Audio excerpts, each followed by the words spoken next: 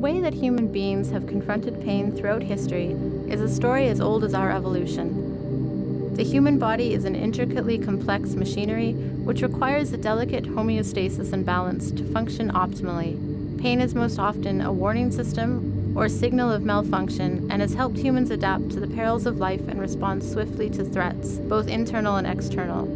As our species has evolved, so have our approaches to confronting pain.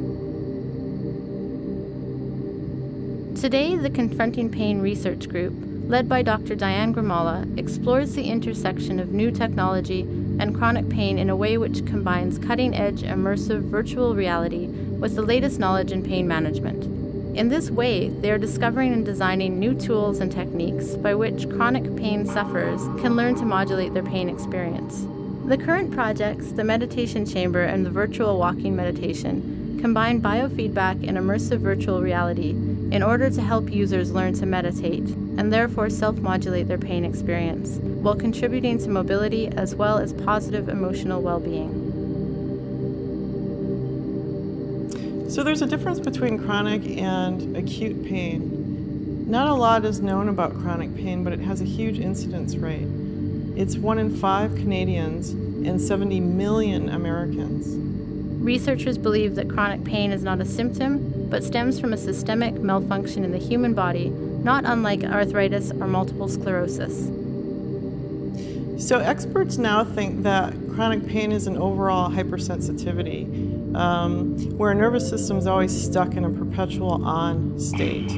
And exactly why this happens isn't known, but we know that it's related to neurological, physiological, and psychological factors that all are in this really kind of tight, intertwined interplay. They all affect each other.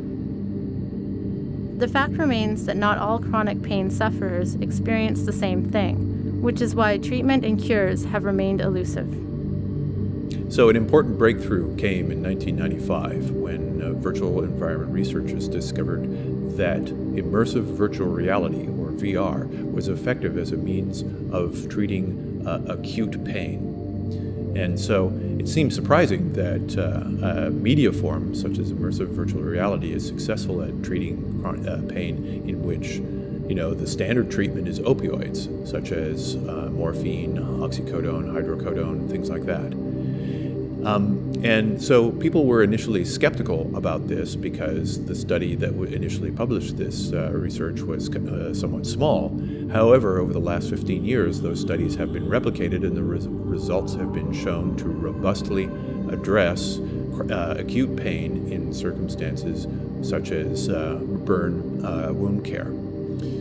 So you might think that other media forms, such as video games, might work as well, and it turns out that they do not. Only immersive virtual reality is effective at treating acute pain. And part of the reason we think that this is the case is that only immersive virtual reality takes up all of the attentional resources of a person undergoing these treatments. And therefore, people are fully involved in a tight perceptual motor feedback loop that really, really works at addressing acute pain. This approach of exploring the application of cutting-edge technology in addressing chronic pain holds the potential for creating an avenue by which chronic pain sufferers can learn to self-modulate their pain experience in a treatment approach which does not require invasive medical measures and avoids strict reliance on medication, as well as the dangers of addiction and dependency. The modern advancement of technology, especially in the area of immersive virtual reality, therefore can potentially open a new chapter in the human endeavor to confront pain.